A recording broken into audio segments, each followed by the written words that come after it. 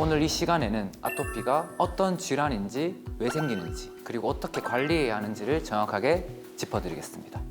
아토피 피부염은 단순히 피부가 가렵고 건조한 정도가 아니라 이 피부 장벽이 약해지고 면역 체계가 과민하게 반응하면서 생기는 만성 염증성 질환입니다.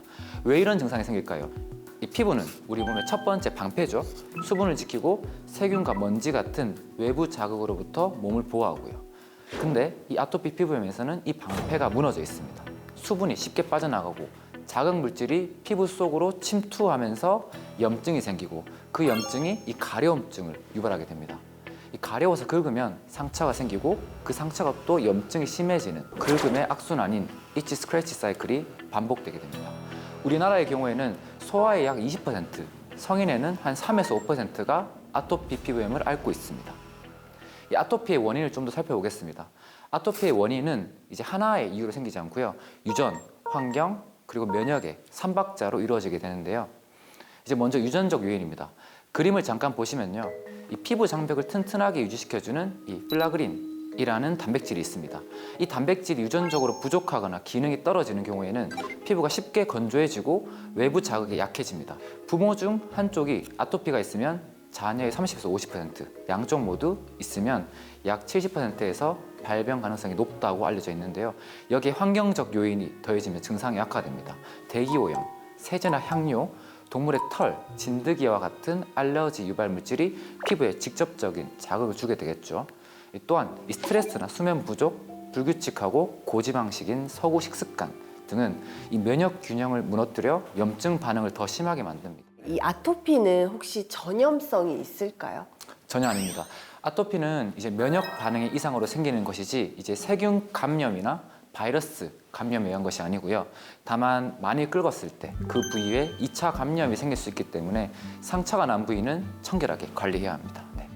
약물 치료와 보습 그리고 환경 관리 세 가지가 함께 이루어져야 합니다. 가장 기본적인 치료제는 스테로이드 연고인데요. 스테로이드를 장기간 바르면 이 혈관 확장이나 피부 위축 등의 부작용이 발생할 수 있기 때문에 스테로이드가 아닌 비스테로이드성 면역 조절제인 국소칼시뉴린 억제제, 타크로리무스나 피메크로리무스를 사용하기도 합니다.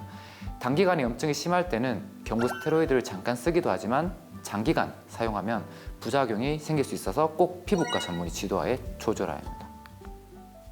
문제는 이렇게 전신에 아토피가 심한 경우인데요.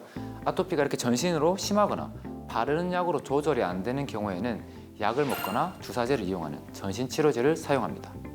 임신을 한 후에 재발되거나 더 심해지는 경우가 있는데요.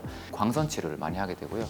그 중에서도 이제 MB-UVB, 네로밴드 UVB라는 치료가 있는데 이 피부 염증과 가려움을 완화시키고 스테로이드 사용량을 줄이는 데도 도움이 된다고 합니다. 그래서 아토피 피부염은 이제 무증상을 유지하기 위해 치료만큼이나 중요한 것이 생활 습관입니다. 오늘 제가 말씀드릴 가장 중요한 내용인데요. 제가 진료할 때도 항상 강조드리는 게 생활 습관이 치료의 절반 혹은 그 이상이다라고 말합니다. 첫 번째 핵심은 보습입니다. 네, 아까 제가 말씀드렸었는데 무너진 피부의 장벽을 회복하기 위해선 보습제를 전신에 하루에 2, 3회 그리고 특히 샤워 후에 3분 이내에 바르는 것이 좋습니다. 그래서 또 하나 이제 중요한 점은 긁지 않기입니다. 이제 간혹 가려워서 잠을 못 이루는 분들, 이제 특히 아이들이 많은데요. 이제 아토피 가려움은 단순한 피부 문제가 아니라 잠을 잘 못 자면 여러 가지 면역 반응들이 안 좋아지기 때문에 안 좋은 영향을 일으킬 수 있다. 이렇게 보시면 될 것 같습니다. 근데 이제 당장에 내가 가려운 아이한테 해줄 수 있는 방법이 뭐가 있을까요?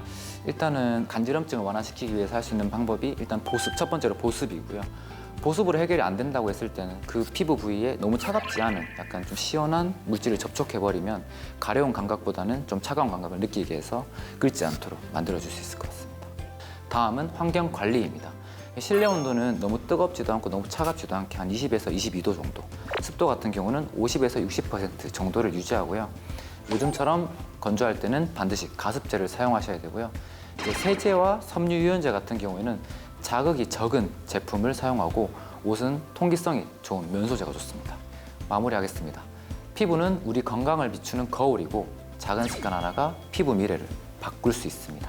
이 아토피 피부염은 꾸준히 그리고 긍정적으로 관리해야 한다는 점 잊지 말길 바라겠습니다. 지금까지 피부과 전문의 김종욱이었습니다. 감사합니다.